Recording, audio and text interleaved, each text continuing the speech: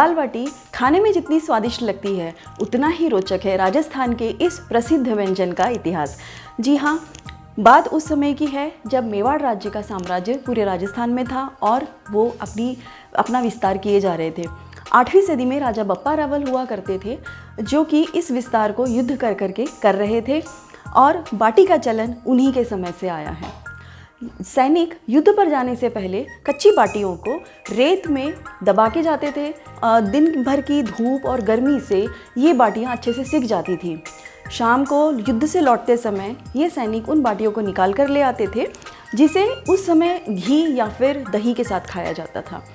जैसे जैसे सिविलाइजेशन आया, बाटी को दाल के साथ और बाकी दूसरी चीज़ों के साथ खाने का चलन आया। नमस्ते, वेलकम टू कुक स्टोरी। मैं हूं विभा और आज मैं आप सबके साथ शेयर करने जा रही हूं मालवा की बहुत ही प्रसिद्ध दाल बाटी। जी हां, दाल बाटी राजस्थान में तो प्रसिद्ध है ही, उतनी ही प्रसिद्ध है मध्य प्रदेश के मालवा की भी दाल बाटी। मालवा क्षेत्र अगर हम कहें तो मुख्य तौर से इंदौर, उज्जैन, खंडवा, धार, आगर ये ऐसे क्षेत्र हैं जहाँ पे दाल बाटी खाने के लिए देश विदेश से भी बहुत लोग आते हैं। दाल बाटी में उपयोग की जाने वाली जो दाल होती है वो कई तरह से बनाई जाती है, लेकिन चूंकि आज मैं आपको मालवा की दाल बाटी बताने वाली हूँ इसलिए मैंने इसमें अरहर की दाल का इस्तेमाल किया है। दाल बाटी के साथ में बेसन के गट्टे जिसको सूखे रूप में बनाया जाता है या फिर सूखे आलू की सब्ज़ी, चटनी, लड्डू और चूरमा के साथ में परोसा जाता है। वीडियो की लंबाई ज़्यादा ना हो इसलिए इस वीडियो में मैं केवल दाल और बाटी का ही वीडियो आपके साथ शेयर कर रही हूँ। तो बाटी के लिए मैंने इस कटोरी का इस्तेमाल किया है और सारे मेजरमेंट्स उसी कटोरी से लिए हैं। तो इस कटोरी से मैंने 2.5 कटोरी के लगभग आटा लिया है, 1 कटोरी मक्के का आटा लिया है, आधा कटोरी सूजी और पौना कटोरी के लगभग दही, नमक स्वादानुसार और 1 टेबलस्पून हम लेंगे अजवाइन। अब हमें इन सारे सूखे मसालों को पहले अच्छी तरह मिलाना है। नमक, अजवाइन डालकर अच्छे से जब ये मिल जाएंगे ना, इसके बाद हम इसमें डालेंगे दही और फिर हम मोयन के लिए डालेंगे 4 से 5 चम्मच तेल। तो इसे हम अच्छे से मिला लेते हैं ताकि नमक और अजवाइन भी अच्छे से मिक्स हो जाए। और इसके बाद फिर हम डालने वाले हैं तेल। तेल अच्छे से डालने से हमारी बाटियाँ अच्छे से खस्ता बनती है और दही डालने से बाटी खाने के बाद भी हमें हेवीनेस सी नहीं फील होती है। अब हम पानी की सहायता से इसका मीडियम कड़क, बहुत कड़क भी नहीं और बहुत नरम भी नहीं, ऐसा आटा लगा लेंगे।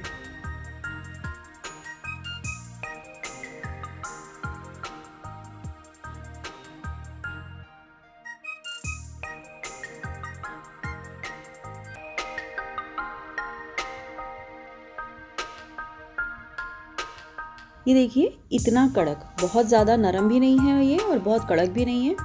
इस तरह से आटा गूंदने के बाद कम से कम हम इसे 15 से 20 मिनट तक ढक के रख देंगे जिससे आटा बहुत अच्छे से सेट हो जाएगा। मैं इसे ढक के रख देती हूँ।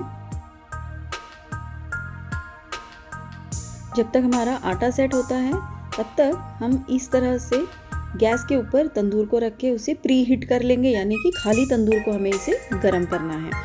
हमारे यहाँ मालवा में, इंदौर और आसपास के सारे क्षेत्रों में इस तरह के तंदूर बहुत आसानी से मिलते हैं। अब हमारा आटा भी अच्छे से सेट हो गया है। अब मैं थोड़ा सा तेल का हाथ लेके आटे को अच्छी तरह से मढ़ लूँगी और हम इक्वल साइज़ के आटे की लोइयाँ बना लेंगे। ये देखिए इस तरह से।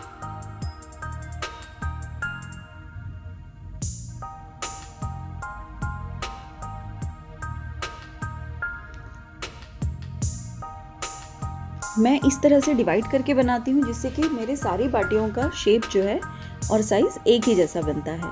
आप अपने हिसाब से छोटा या बड़ा साइज़ कर सकते हैं। अब फटाफट हमारे ये बाटियाँ तैयार हो जाएंगी। तब तक हमारा ओवन भी गर्म हो चुका है। अब हमें इन बाटियों को ओवन के ऊपर इस तरह से रख देना है और हमें इसे ढककर कम से कम 5 से 7 मिनट तक एकदम धीमी आंच पे सेकना है। जब तक हमारी बाटियाँ सिक रही है हम दाल की तैयारी करते हैं, जिसके लिए मैंने 1 कटोरी अरहर की दाल ली है, 1 टमाटर लिया मीडियम साइज़ का और नमक आप स्वादानुसार लीजिए और थोड़ी सी हल्दी।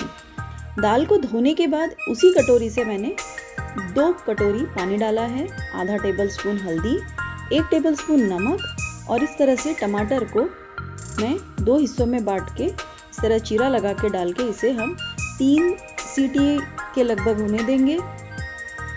लगभग 6 से 7 मिनट हो गए हैं। ये देखिए बाटियाँ भी अच्छे से एक तरफ से सिक चुकी है और ऑटोमेटिक इसमें क्रैक आ गए हैं। हम सभी बाटियों को पलटा के दूसरी तरफ से भी कम 4 से 5 मिनट के लिए सेकेंगे अच्छी तरह से। और तब तक हम कढ़ाई में 4 से 5 चम्मच तेल या घी, जो भी आपकी इच्छा वो गरम करेंगे। और सबसे पहले हमें डालना है आधा टेबलस्पून राई। जैसे ही राई तड़क जाएगी हम डालेंगे आधा टेबलस्पून जीरा, 1 इंच के लगभग दालचीनी, 1 बड़ी इलायची, 1 तेज पत्ता और अच्छे से इसे मिक्स हो जाने देंगे मीडियम आंच पे। फिर 1 टेबलस्पून हींग डालेंगे। 4 से 5 लहसुन के कलियों का मैंने इस तरह से पेस्ट बना लिया है और एक मीडियम साइज़ का मैंने प्याज एकदम बारीक काट लिया है।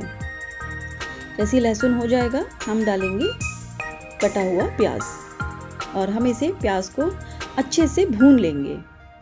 मीडियम आंच पे ही आप इसे भूनें।